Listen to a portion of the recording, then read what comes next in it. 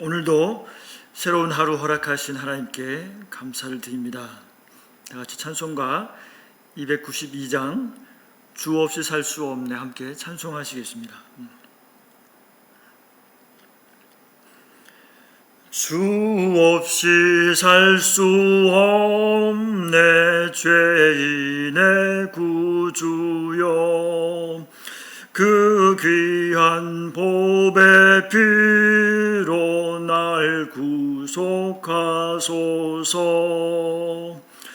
구주의 사랑으로 흘리신 보혈이 내 소망 나의 위로 내 영광 됩니다. 주 없이 살 수 없네 나 혼자 못서리. 힘없고 부족하며 지혜도 없도다. 내 주는 나의 생명 또 나의 힘이라. 주님을 의지하여 지혜를 얻으리. 주 없이 살 수 없네 내 주는 아신다. 내 영의 깊은 간구 마음의 소원을 주밖에 나의 마음 네 알아주리요. 내 마음 위로하사 평온케 하시네. 주 없이 살 수 없네 세월이 흐르고 이 깊은 고독 속에 내 생명 끝나도 사나운 풍랑일 때 날 지켜주시니 내 곁에 계신 주님 늘 힘이 됩니다. 아멘. 여호와의 자비와 인자하심이 무궁하심으로 우리가 진멸되지 아니함이니이다. 사랑하는 하나님 아버지의 인자하심으로 오늘도 우리를 품어주시고 성령으로 충만케 하사 하루를 믿음으로 승리할 수 있도록 능력을 더하여 주옵소서. 오늘도 아버지 사랑에 감격하며 감사하며 말씀을 묵상하는 기쁨이 넘치도록 은혜를 더하여 주시옵소서. 우리의 연약함을 다 아시는 주님, 우리의 모든 짐을 지시고 십자가에서 죽으시고 부활하시어 새 생명 주신 주님, 오늘도 새 생명으로 살게 하여 주옵소서.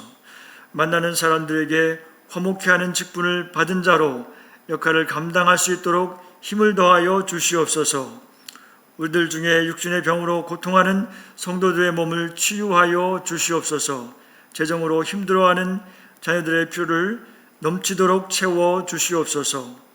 오늘도 아버지 사랑 안에서 믿음으로 살게 하여 주시옵소서. 예수님의 이름으로 기도드리옵나이다. 아멘. 오늘 본문 말씀은 누가복음 15장 20절로 32절 말씀입니다. 이에 일어나서 아버지께로 돌아가니라.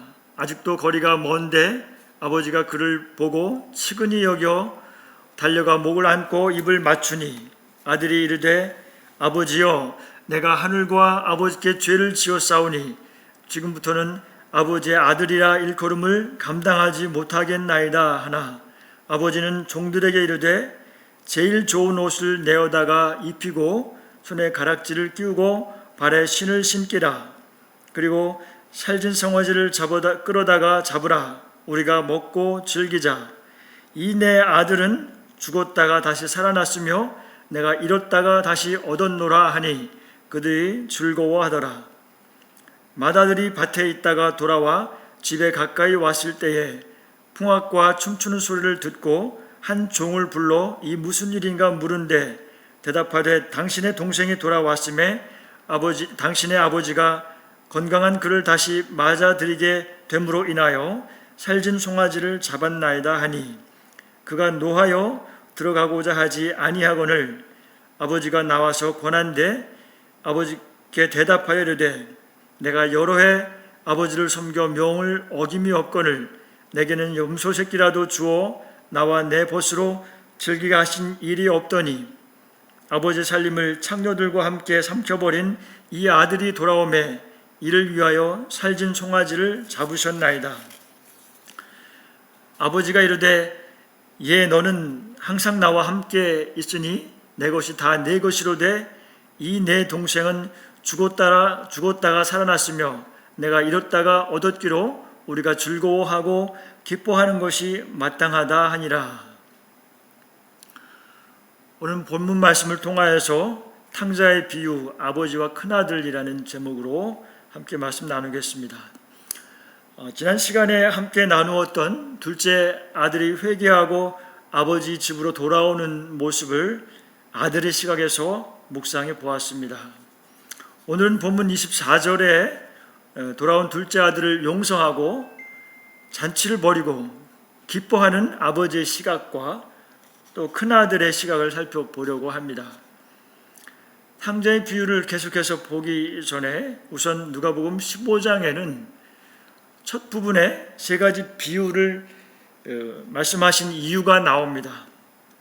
그 이유는 15장 1절부터 3절에 나오는데요. 제가 한번 읽겠습니다.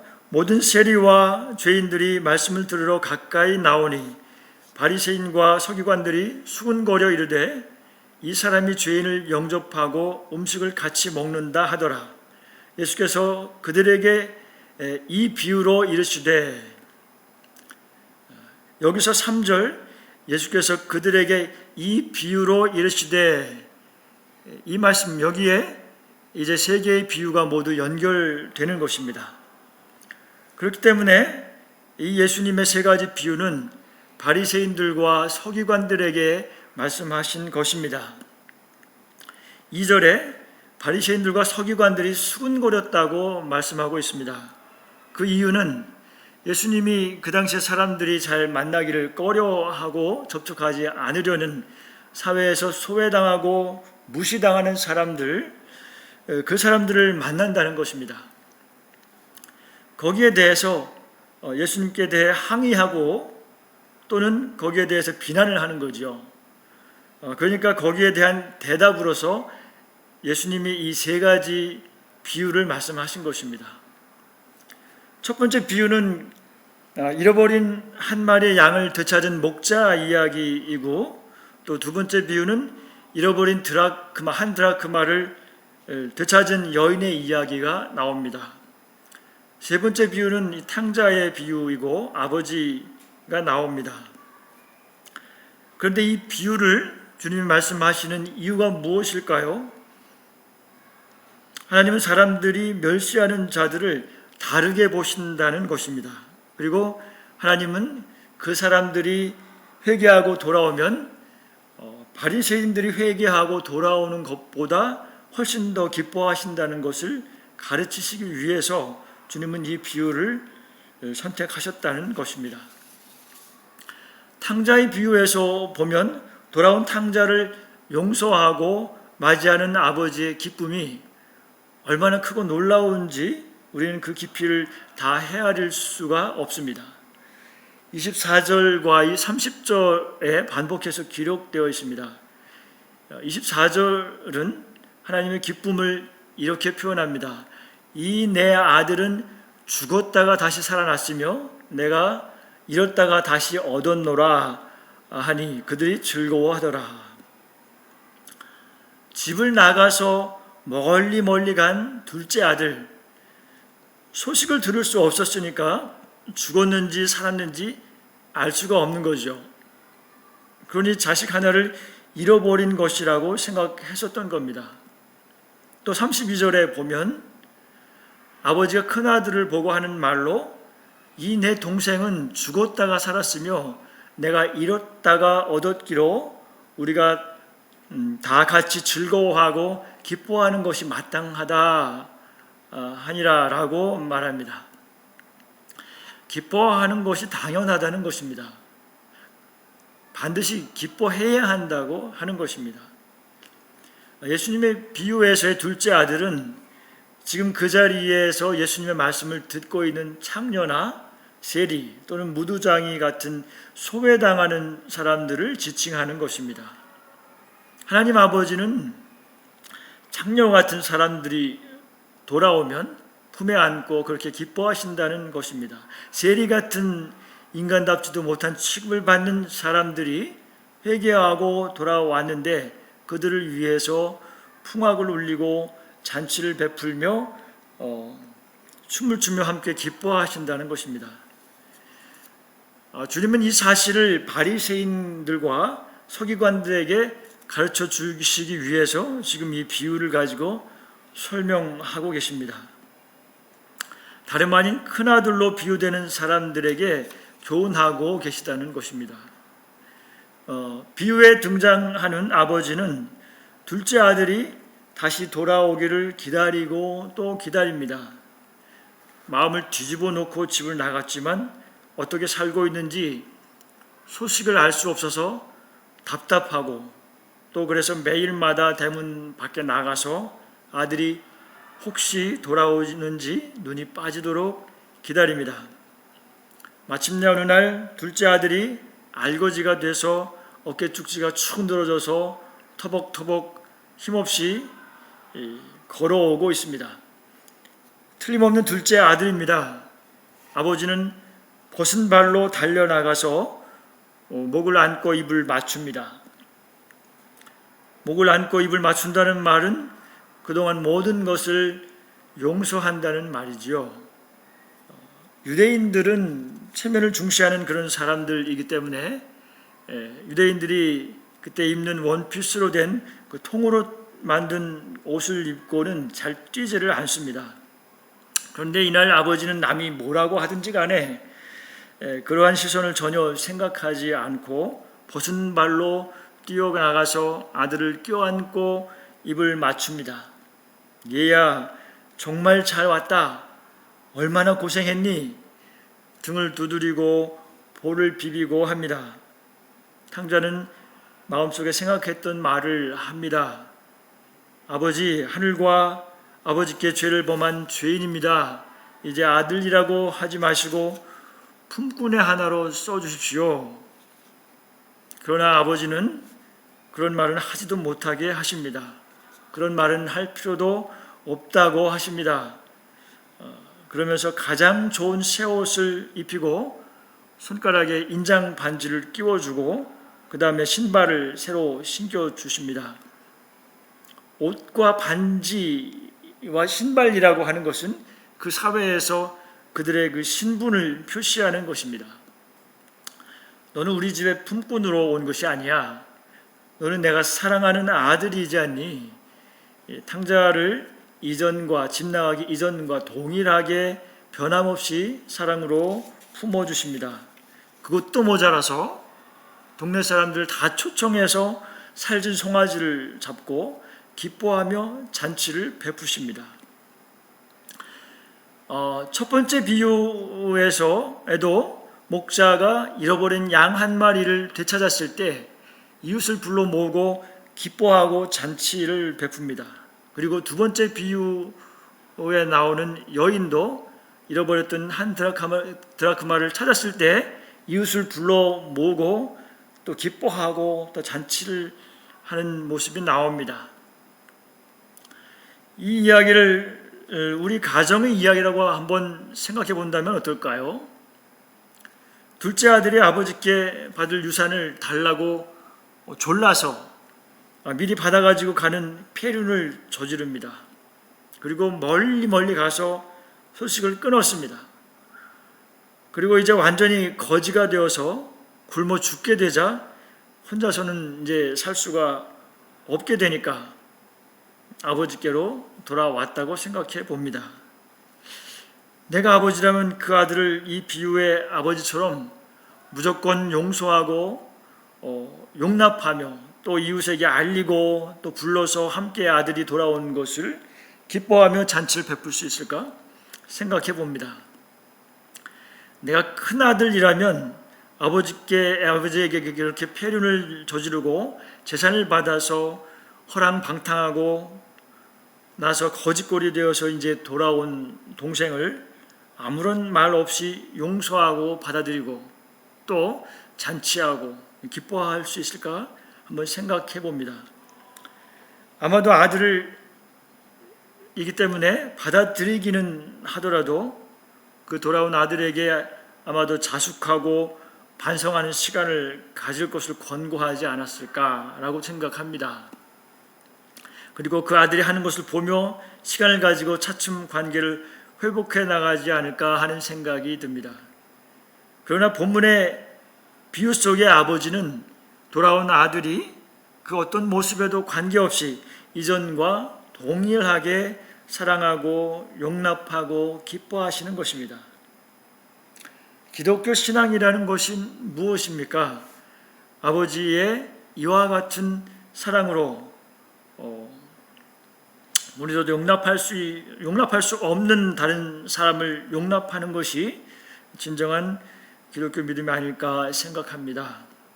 그렇게 할 때 탕자에게 변화가 일어나지 않겠습니까? 회개했기 때문에 아버지가 탕자를 받으신 것이 아니라 회개하기도 전에 무조건 용납해 주니까 그가 회개하게 되는 것이죠. 순서가 중요합니다. 우리는 먼저 회개했기 때문에 하나님은 용서하시는 것이 아닙니다. 여기 탕자의 비유에 등장하는 아버지도 둘째 아들이 망나니 같이 아버지의 재산에 큰 손해를 끼친 폐륜아이지만 무조건적으로 그가 회개하기도 전에 그를 품어주고 새 옷을 입히고 손가락에 인장 반지를 끼워주고 또 새 신발을 신겨주지 않습니까? 이것이 하늘 아버지의 성품이라는 것입니다. 우리 하나님 아버지의 성품을 닮아가는 것이 우리의 신앙이 되어야 할 것입니다. 17세기 렘브란트라고 하는 유명한 화가가 있지요.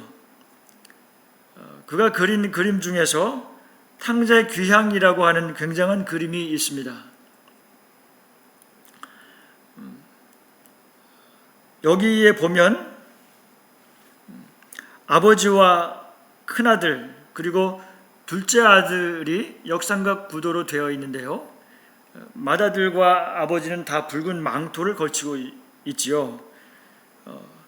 아버지의 망토는 새의 날개처럼 다 품을 수 있을 것 같은 부드러운 망토인데 맏아들의 망토는 수직으로 곧게 세워져 있습니다.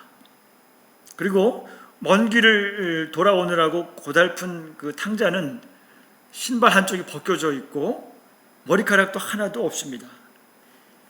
교도소나 군대에 가게 되면 머리카락을 다 삭발하게 되죠.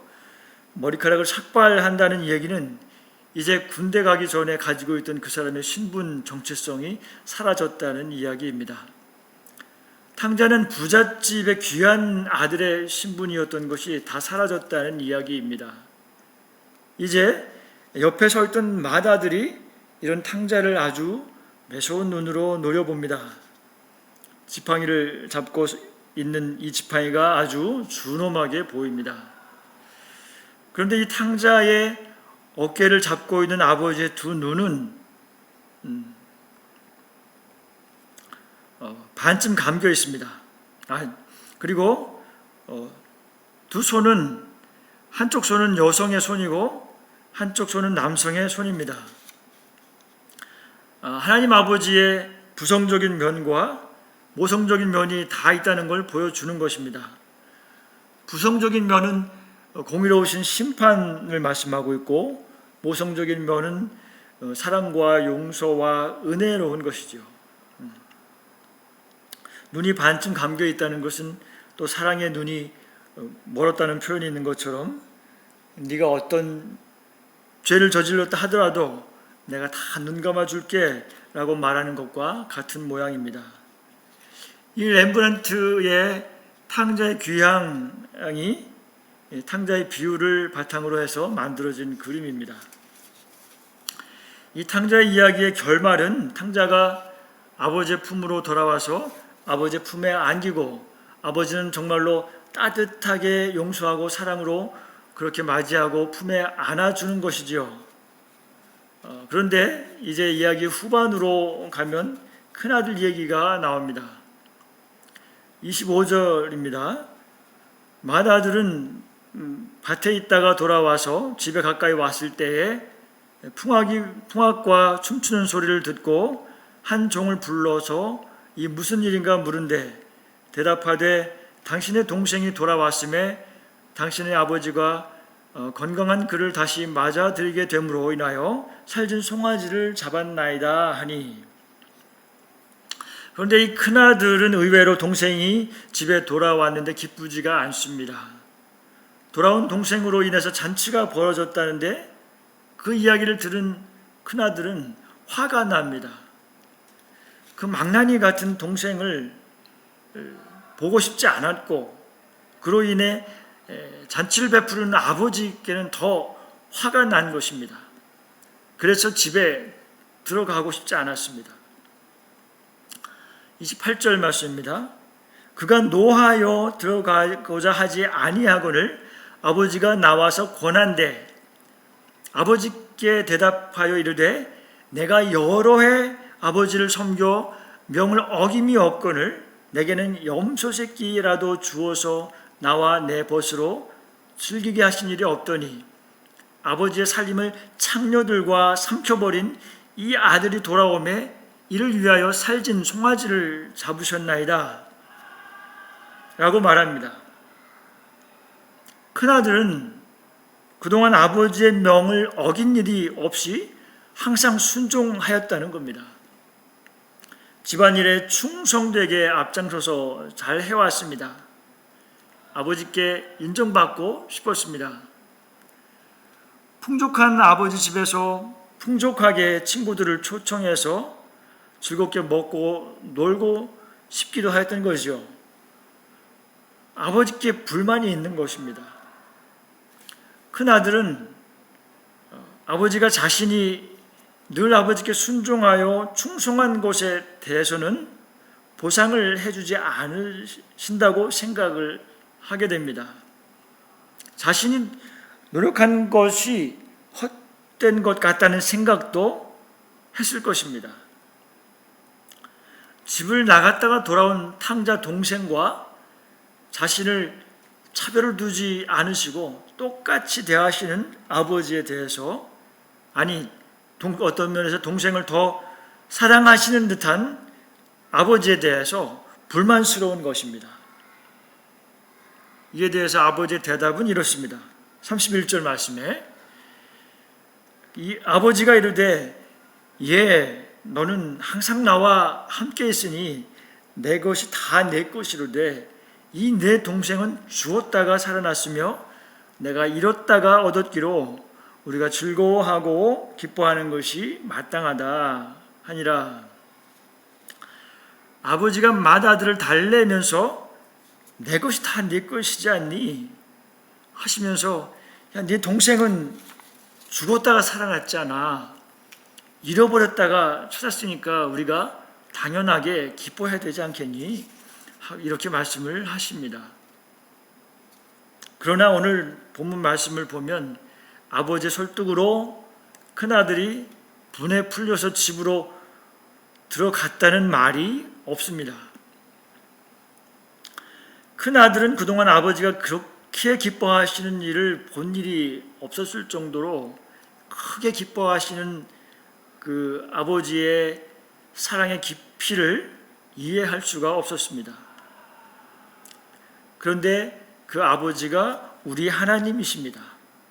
하나님이 세리나 창녀 또는 허랑방탕하고 재산을 향락하는 데 다 탕진한 탕자가 돌아왔다고 해가지고 하늘의 천군 천사들과 함께 잔치를 하면서 춤을 춘다고 한번 상상해 보십시오. 큰아들은 다 이해가 안 가는 것입니다. 우리가 생각하기에도 차라리 밖에서 화를 내고 집에 안 들어오고 버티고 있는 큰아들이 어떤 면에서는 좀 자연스럽게 보일 수도 있습니다.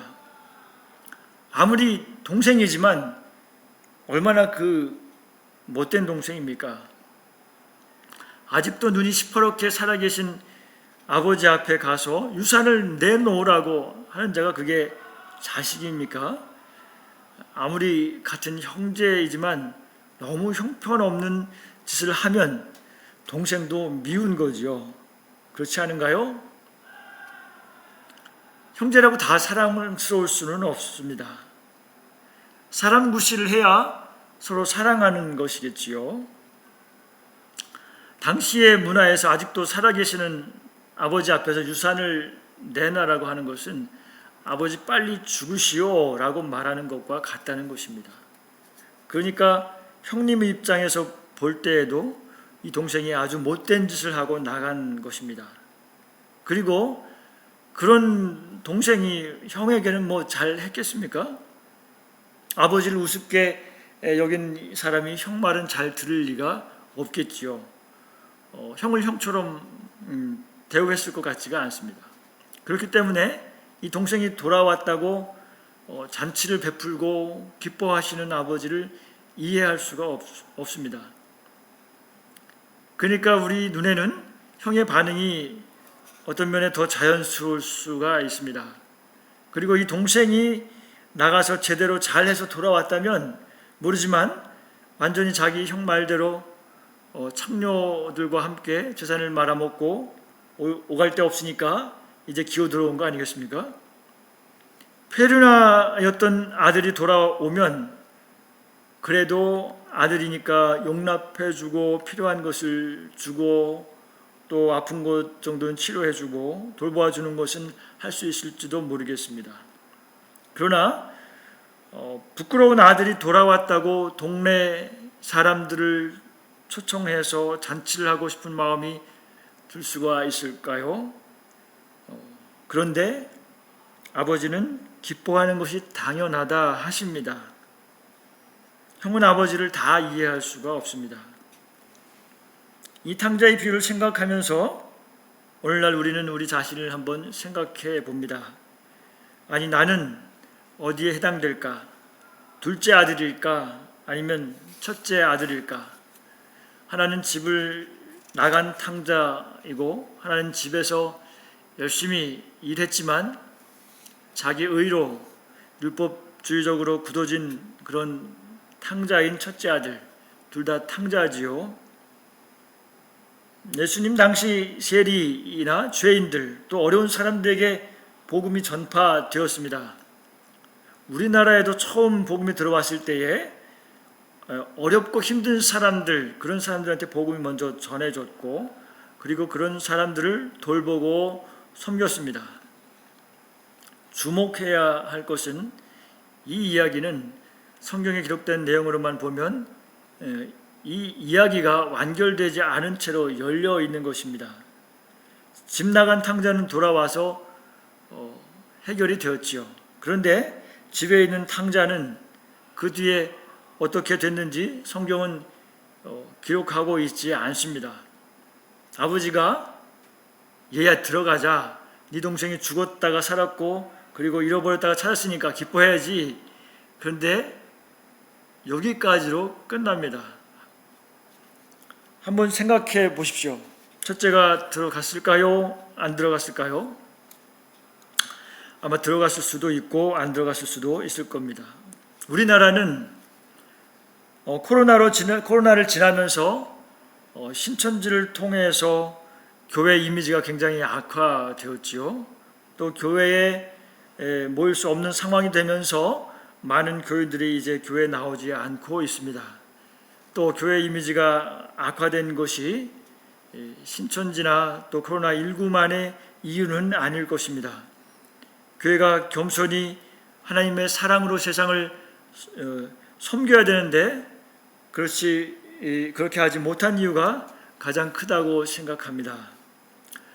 큰아들과 같이 이 세상을 정죄하고 스스로 의롭다고 생각하고 있는 바리새인과 같다는 것입니다. 저도 또한 큰아들에 더 가깝다고 생각합니다. 하나님께서 우리를 불쌍히 여기셔서 우리가 우리 사회에 힘들고 어려운 사람들에게 다시 문을 열고 또는 그들에게 찾아가야 하는 것입니다. 그래서 우리가 앞으로 걸어갈 스토리는 큰아들이 아버지와 함께 집에 들어가는 것입니다. 아버지는 탕자가 돌아오기를 기다리고 계셨던 것처럼, 오래도록 그렇게 기다려 주셨던 것처럼 아버지는 큰아들이 마음을 돌이키기를 끝까지 기다리실 것입니다. 그리고 안타까워 하실 것입니다. 내 안에 큰아들의 모습을 봅니다. 그러나 아버지의 그 크신 사랑으로 자유 없는 자를 향하신, 우리가 이해할 수 없는 큰 기쁨으로 우리를 기뻐하시는 아버지의 그 크신 사랑에 감사를 드립니다. 아버지께 용서를 구하며 나 같은 죄인을 구속하여 주신 것이 은혜로 된 것이며, 또 자랑할 것이 없는 자임을 알고 다른 사람을 용납하며 사랑으로 품어주는 사람이 되어야 할 것입니다. 그리스도와 연합하여 사는 자로 아버지의 자비하신 품으로 다시 돌아가기를 원합니다. 주기도문 하심으로 예배를 마치겠습니다. 하늘에 계신 우리 아버지여, 이름이 거룩히 여김을 받으시오며 나라가 임하옵시며 뜻이 하늘에서 이루어진 것 같이 땅에서도 이루어지이다. 오늘날 우리에게 일용할 양식을 주옵시고 우리가 우리에게 죄 지은 자를 사하여 준 것 같이 우리 죄를 사하여 주옵시고 우리를 시험에 들지 말게 하옵시며 다만 악에서 구하옵소서. 대개 나라와 권세와 영광이 아버지께 영원히 있사옵나이다. 아멘.